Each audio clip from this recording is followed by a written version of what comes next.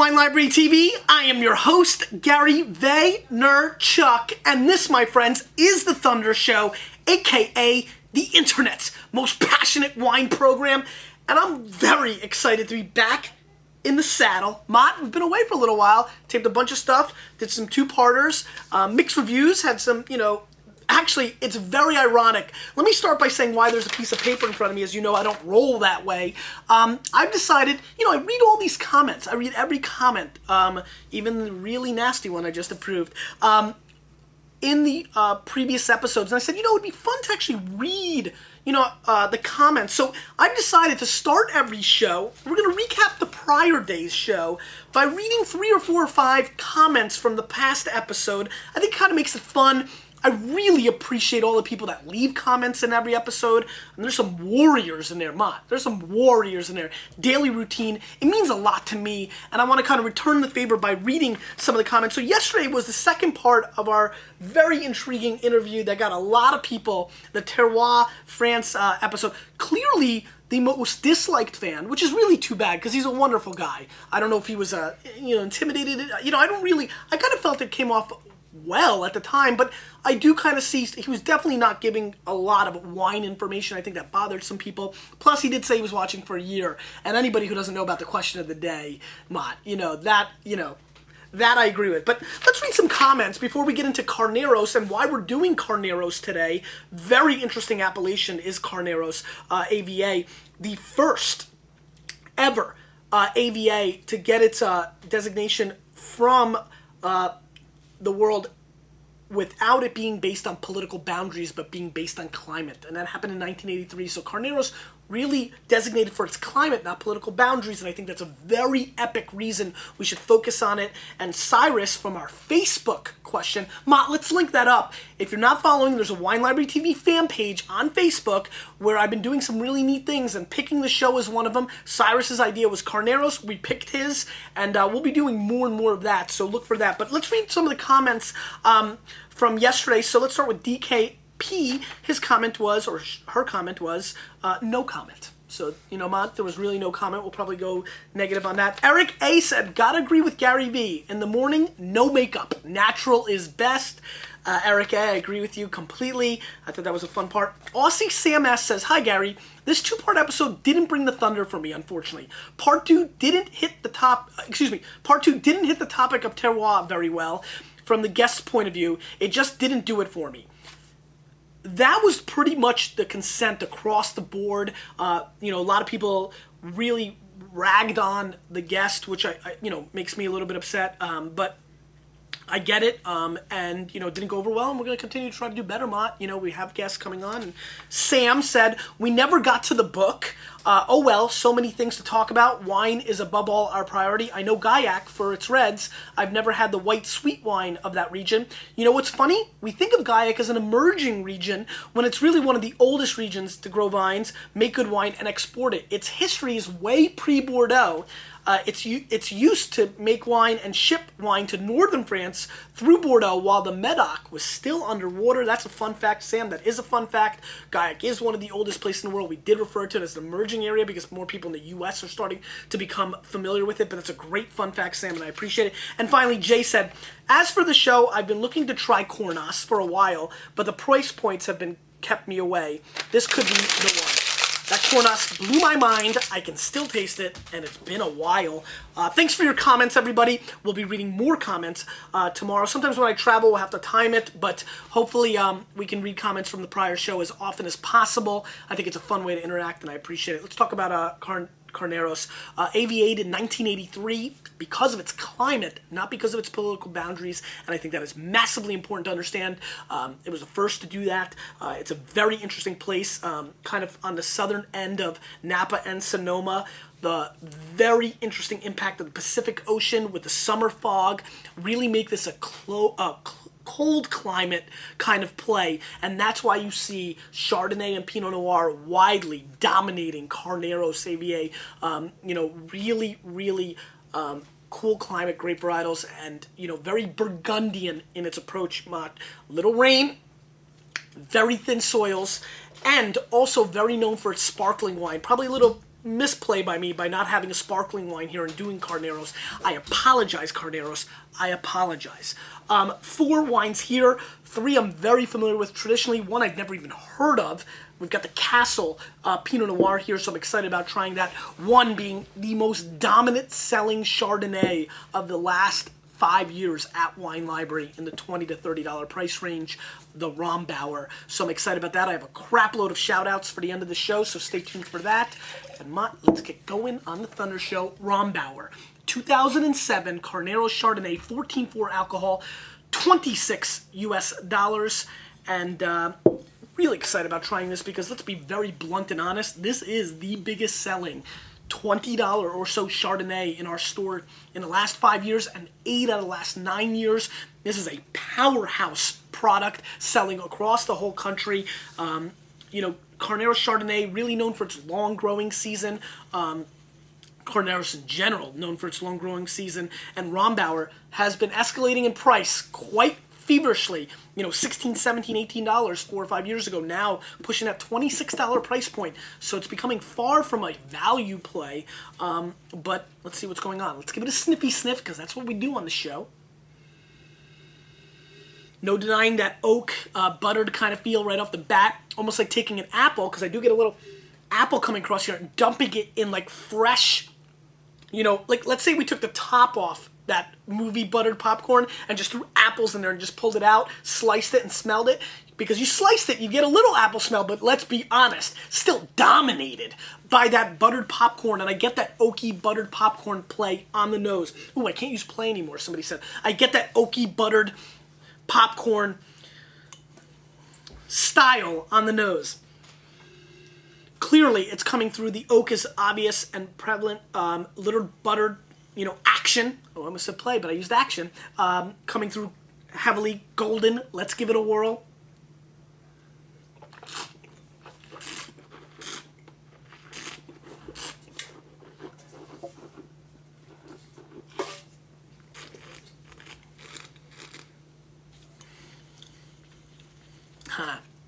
Trying to figure out, I don't think I've had a Rombauer now for 2 or 3 years.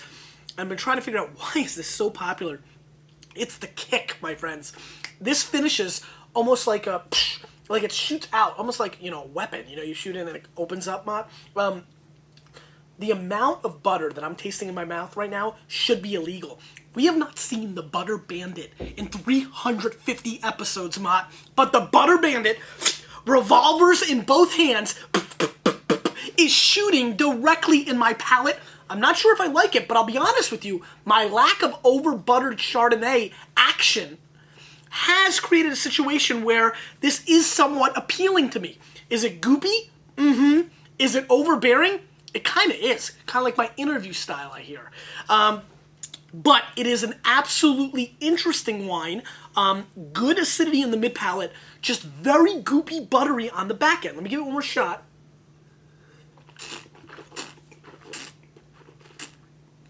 What's funny? I'm going to taste it, which I don't do often.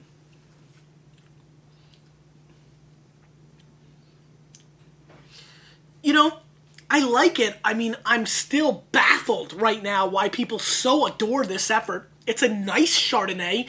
Do I feel like I can taste $13, $14, $15 Chardonnays that give me this oak action and butter? I do.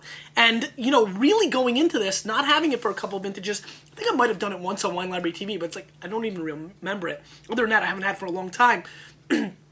I am, perplexed why this is so popular. And I've got to be honest, and this is not going to help us because I know a lot of people watch the show, customers, but I think this is massively overrated. I think it's a nice Chardonnay. I think it's well made. There's nothing wrong with it, but I do feel like it's buttered action a little too much, though that is the final push and flavor I get on the back end of the palate, which does make sense because it is far more distinct and prevalent on the back end, exploding and really making its presence felt. And I wonder if, almost like charisma, it is able to overpower the human brain and make you think you like it. That charisma is dangerous. It's a good wine. It's far from a very good wine, and it's ultra far. I mean, like between here and where I was born in Babrusk, Russia, from being a great wine. I'm going to score this wine 87 points, and I'm going to say it right now. I know it's going to hurt the retail part of my world, but I don't think people should be buying this wine. And I think these are great people, and I don't want to hurt people, but 26 bones, there's better plays. You can buy 2 Chardonnays, one from the Macon and one from California, that will definitely bring you more thunder, and you get an extra bottle of wine, and that never hurt anybody. Let's move on. Nyers, 2007 Carneros District Chardonnay, 24 US dollars, 93 points. 93 points. Wine Spectator. Big score, Mott. Big score alert. Big score. I mean, that's a humongous score for a $24 play. You know, from Chardonnay action, this really starts, you know, getting into the category of people buying this because of the rating over their Farniente, their Chalk Hill, their Chateau Montelena, their Ferrari Carano, their Rombauer. So it'll be interesting for me. This has a little bit less distribution than the Rombauer does the Nyers, but it's still a wine that you can go out and find. Let's give it a sniffy sniff.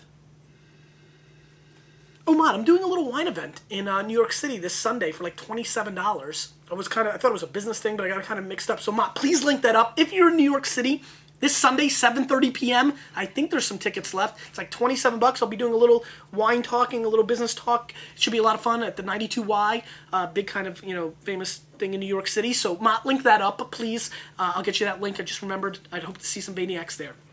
Should be fun. Anyway, back to the Nyers. Let's give it a sniffy sniff. Clearly a different nose. This is really dominated by peach as I get into it right off the bat, and very tropical for its nose, so a much different angle than the Rombauer took. This has a little bit more of a passion fruit, almost like melted down Skittles. You know, that candied-esque kind of flavor, but the tropical light blue package than the classic red package. Just keep that in mind. Let's give it a whirl. Real nice tropical fruit, almost like pineapple juicy kind of a little bit.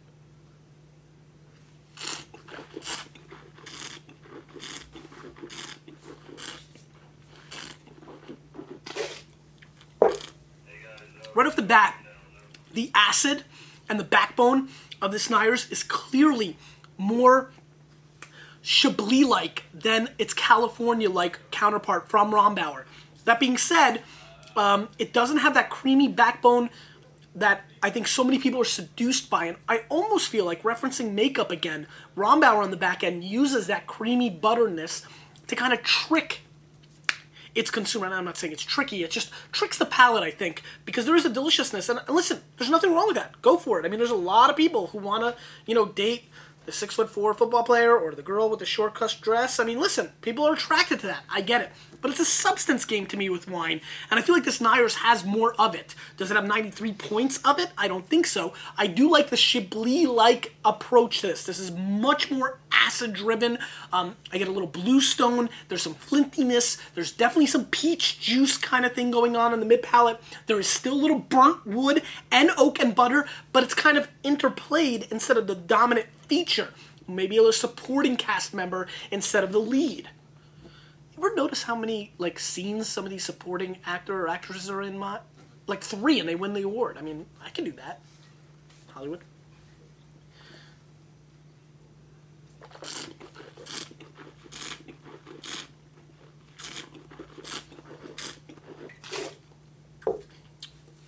Well-made wine. Good structure, good fruit, and very clean.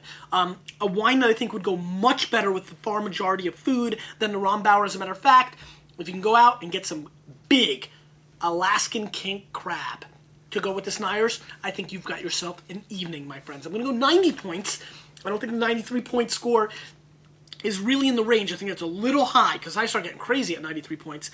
But I think it's a very well-made wine with good structure, and I definitely think that it's a wine at 24 bucks that I think is a play for most Chardonnay fans, especially if the oak and the over-buttered action is bothering you. I think this is a good parlay.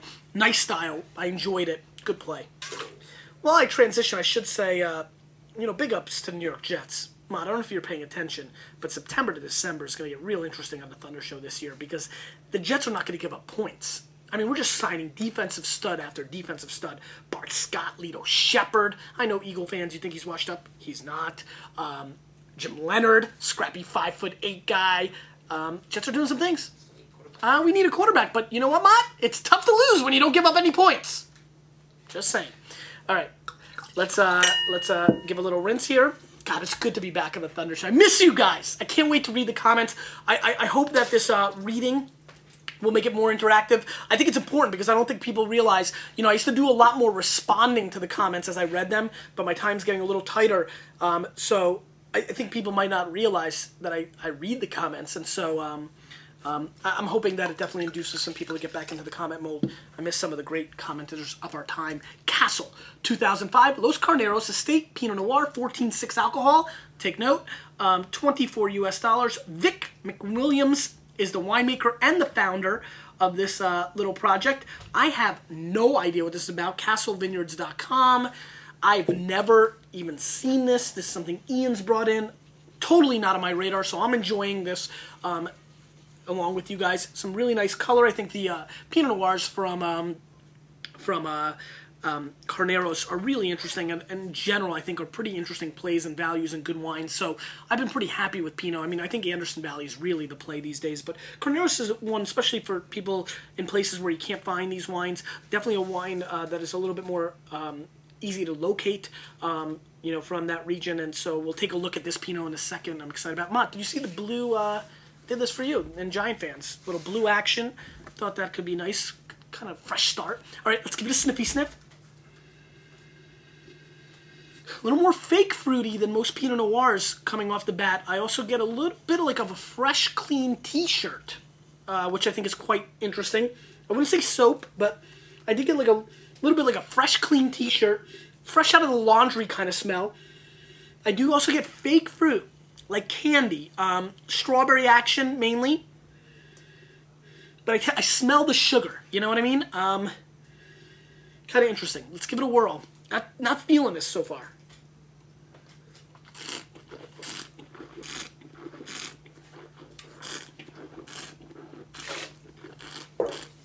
It's a good spit. Did you catch that, Mott? No, it was blocked. Darn.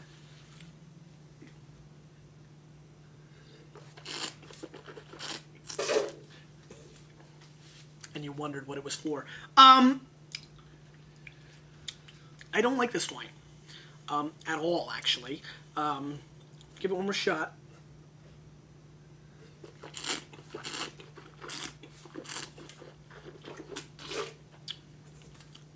Yeah, it's austere, it's off balance. Is it young? Is it 06? 05? I mean, it's still young. Not bringing that much to the table. Sour cherry fruit that's very sour that I think a lot of people would be turned off by. No interesting mid-palate transition. I get almost like it's kind of weird. I almost get like bone marrow, which I love. Mott, you like some bone marrow? I like bone marrow. Almost, for some reason, just got like a little hint of bone marrow, little cherry juice. It's very thin and kind of boring, and that's what's really bothering me about this wine. It kind of lacks any excitement, in my opinion. A very thin effort, a very boring effort. I taste the stems. It's a little earthy, which is fine. I kind of like that. But it's got no depth. It's got one dimension to it, and that dimension is, so I'm a little bit worried about that. I'm going to rewatch that. That was kind of funny, actually, and I make myself laugh. It kind of is. It's just kind of like one of these things like, what do you got? Well, I got this. I can juggle 2 corks. I mean, it's not going to hold your attention. This wine does not hold my attention. I'm going to score this wine 74 points, give it a major pass. Short finish. I don't even see this lasting super long. Very thin. That's a problem. I don't know if he owns his vineyards or he bought them. It almost just feels like a very soft play just to be in the Pinot Noir business. I apologize, but that's what it feels like to me from afar. Again, I'm sure that Vic is a good man, and I feel bad kind of bashing on this wine because I have this weird feeling he's a really good guy, and I hope to try some of his other efforts, but this is not a play for me at all. Let's move on. Etude, 2006 Pinot Noir, Carneros, 14.2 alcohol. One of the real famous producers of Pinot going. 89 points, Steven Tanzer, $34 US. Etude is very, well, you can just see the different color. Etude is very famous. just, Tony Sutter started it. Was the winemaker there for a long time. Really, really just a very serious winery from California. Cabernets, consistently for a while they were getting 95, 96 point Parker scores. The Pinot started getting those 91, 92 point scores. Seems like it's calmed down a little, 89 plus now. I think it's owned by a bigger conglomerate now, maybe Foster's. I'm not quite sure, I remember. But 34 bones, better color. I like the color of this wine a little bit more. Let's give it a sniffy sniff. Much more aromatically. Mott, can you even smell it? I noticed Mott in the background. It seems like it's kind of taking over the room. I almost feel like it smells like Lifesavers. You like that, Mott? That was definitely candy too. Yeah, very Lifesavers action on the nose. Very cherry, strawberry, a little floral action as well, which is always nice, and almost a little bit like a smoked chicken breast kind of thing going on. What the heck that means? But almost like a smoked fowl. I want to use the word fowl today. But really, a little bit of like smoked fowl and almost beet-like. Smells like fresh cut beets in my nose right now. Pretty interesting nose, but definitely candy driven. There are some subtleties on the back end. Let's give it a whirl.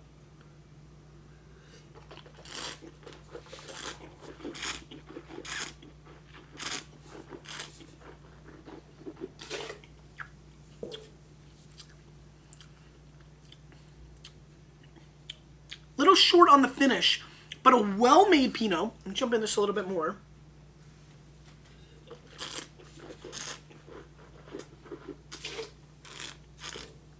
Good ripe fruit, a little too over the top for me, for the way I like to drink my Burgundian wines. But a very distinct Pinot Noir, a little too new world for me, almost like a New Zealand Central Otago kind of Pinot Noir, more so than a Carneros play for me. Definitely has some more upfront sugar play than I'm used to, and very bright, which is fine. But you need to know what you're getting yourself into. And again, if you're doing like a roasted pig, this would be a really nice play in my opinion. On the flip side, by itself, it's coming across a little alcoholic on the back end, which I don't appreciate and is bothering me a tad. Makes it feel a little off balance. I think Tanzer had it right narrowed in perfectly. I'm going to agree with him 100% and go 89 points in this wine. And again, at that $34 price point, I'm going to give it a major pass. And, again, first time watching, wondering, two Pinots not really showing much merit. So I don't want you to really sum up all Pinot Noir from Carneros like this. There are some good producers. And these guys are probably good producers, and there have been a lot of Etude Pinots that I've liked in the past. This one gets a little candy for me and a little alcoholic, a little off balance, a little too fruity for my palate. Remember, this is the most important part. Again, if you're watching maybe for the first time, who gives a crap what I think? It's your palate, but try different things. And we're trying to have a little fun, a little education, and trying to push. I mean, to me, if you had the ability to taste these two wines side by side, you would get a side-by-side, not side-by-side. Side-by-side, you would get a huge education on different stylistic Chardonnays, even though they're in the same price point, from the same area, from the same vintage, but the handler, the amount of oak you use, the winemaker's hand and touch, and the growing, the vineyards, where these come from, all have massive impact. Plus, most of all, your mindset, your own palate have a huge impact as well. Today I'm in a great mood, so these wines really struggled because, I'm pumped to be back in the saddle, as I like to call it, but very disappointed with the Pinots today. And really the only one I can recommend, and I'll be honest with you, I'm not super like, oh my god, definitely get this wine on the Nyers either, because $24 is $24, and I feel like I'd rather find you two wines at 12 that rock the hizzy. That being said, good to be back. Got a bunch of shout-outs right now. I'll ask the question of the day. This way, people who don't want to listen to the shout-outs can leave. Question of the day, how many comments have you ever left on Wine Library TV? Give it a rough guess if you don't know. And very comments-driven, Mott. Was enjoying reading the comments for a while and excited about that new part. You always want to change the show. We're into year 3 now, Mott. Or 4. Are we into year 4? Oh, 6, 7? Oh, wait. We're into year 4. You got to mix it up. Big happy birthday shout-outs to Eduardo from Argentina, who watches every day. I appreciate Eduardo. Happy birthday, my friend. Some of these are belated, FYI, because I've been away. Carlisle White, happy 6th birthday. 6 years old, buddy. It's a big year. This is when you really need to understand sports fully. Just saying. Happy birthday to Gail Rusk. Happy 28th birthday to Derek Jensen. Happy birthday, Felicia Chavez, who's a great follower. Daniel or happy 23rd birthday. He has a great girlfriend, Daniel Orr. Happy 23rd, my man. And big shout out to Sonia Mojokovic. That's what happens when you have the Russian thing. From Elias, who wants to just say he is the happiest man on earth because he gets to spend the rest of his life with you. It's pretty nice, man. Are you cheering over there? I think it's very nice.